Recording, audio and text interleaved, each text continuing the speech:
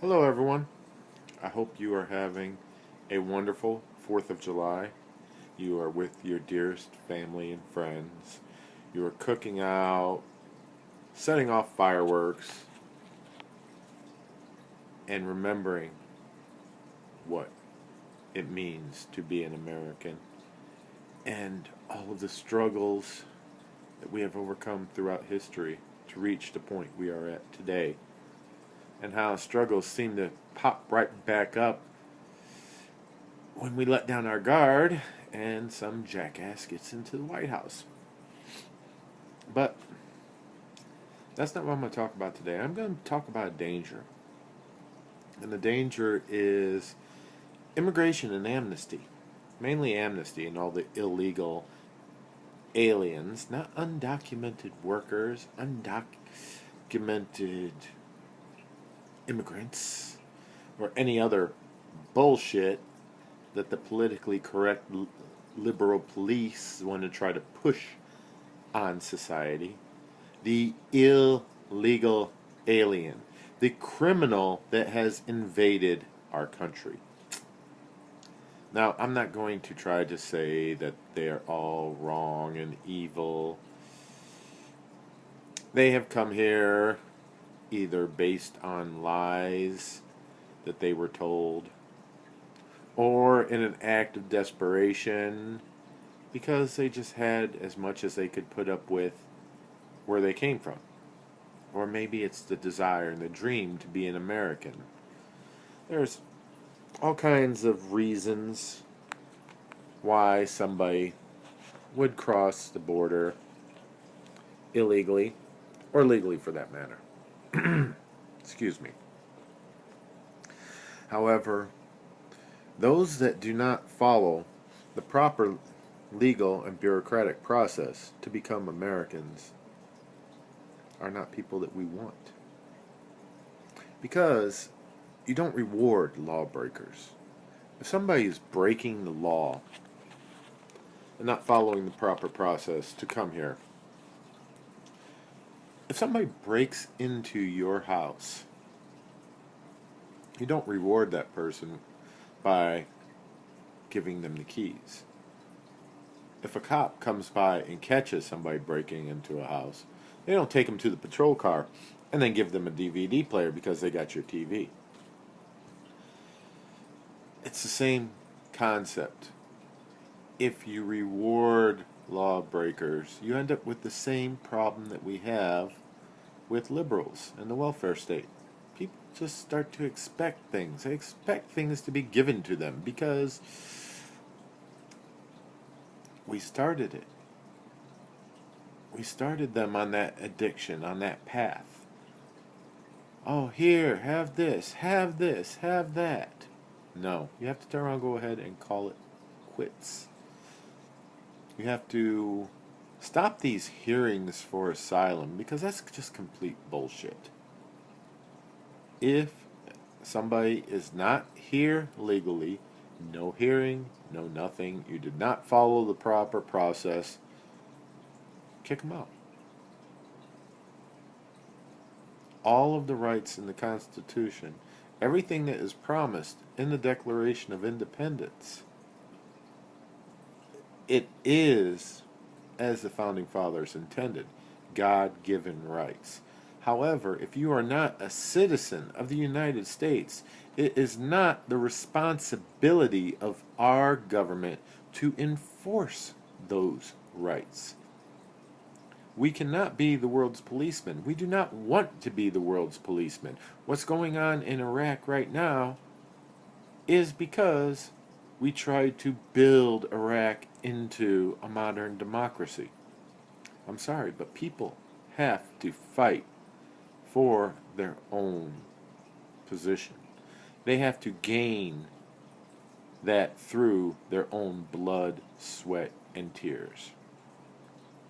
If it is given to them, you end up with a situation like what's going on there. They don't appreciate it.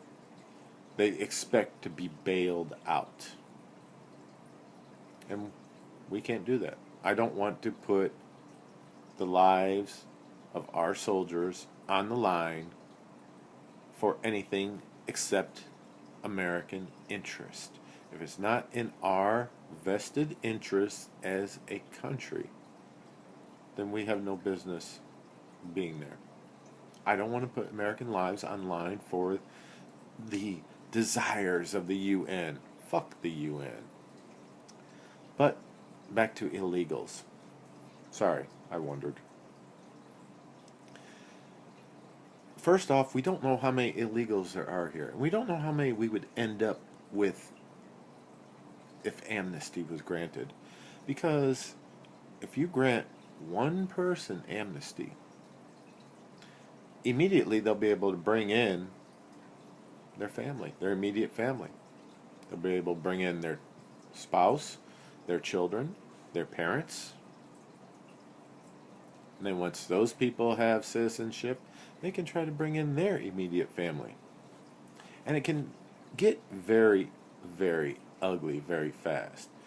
So the amount of people that you would end up coming to this country by granting amnesty to the ones that are here, and then we can't forget about how far back will the libs go.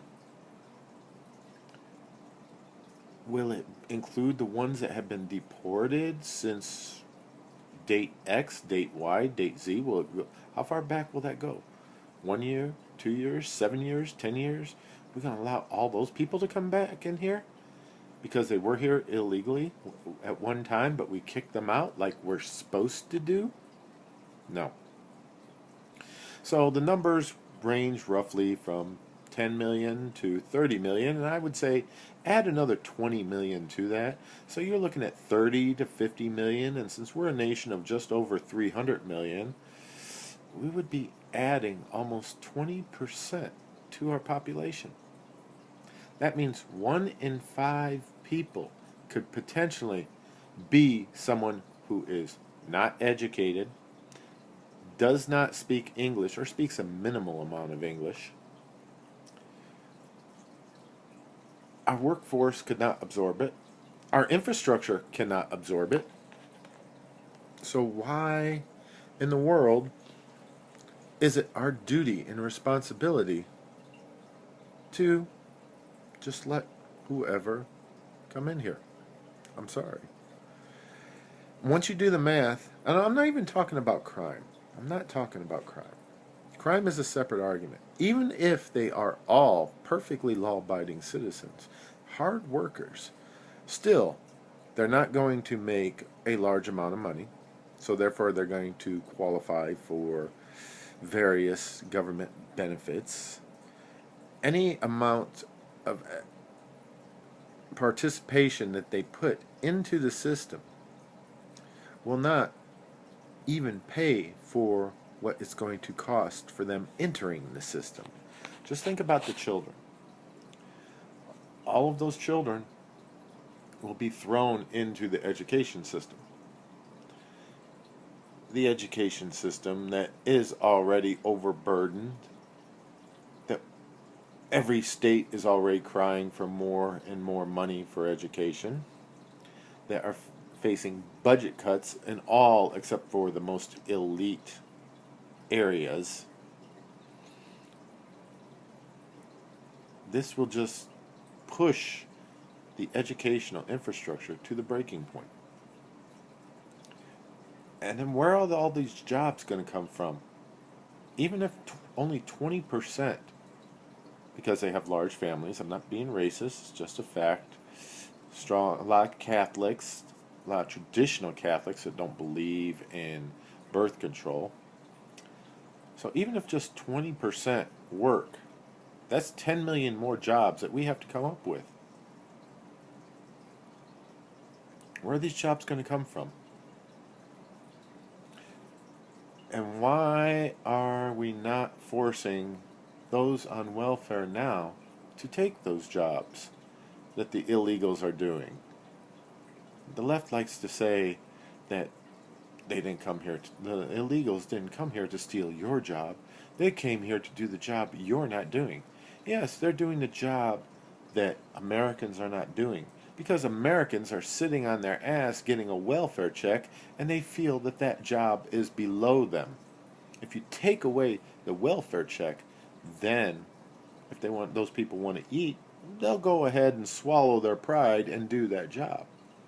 You can't expect to jump to $25, $30 an hour when you haven't even got a high school diploma, or if your high school diploma isn't worth the paper it's written on. Then just say 5% get into trouble. And I think that's a fair estimate. That's 1 million more people for the prison system. 5%.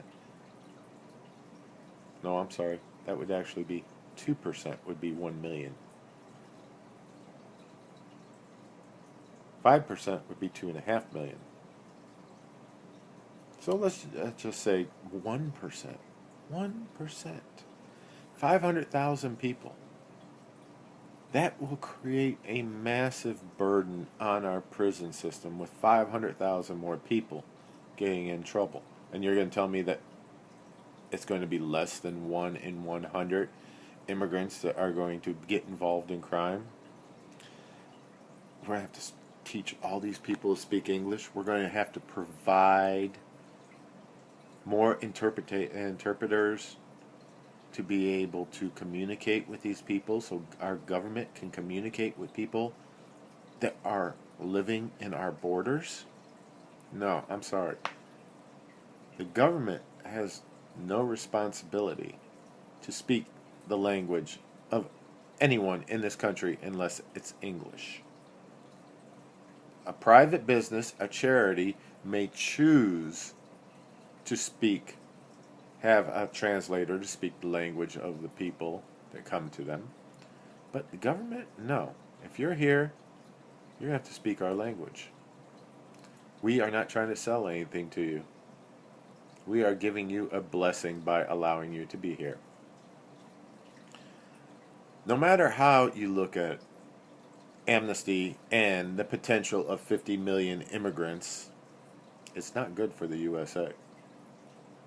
We have the lowest labor participation rate since the Carter years. We cannot absorb these people. Our infrastructure cannot absorb it. We cannot afford it. These people are uneducated. We have plenty of uneducated people. They're called welfare recipients. We need to make those people do these jobs.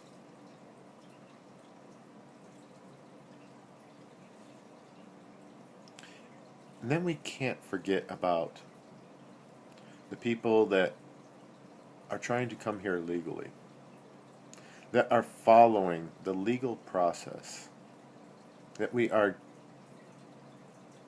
giving the nightmare, the bureaucratic nightmare for the background investigations, the health checkups, and everything else that is involved for these hard-working people that are probably already learning our culture and our language because they want to come here. They want to make something of themselves.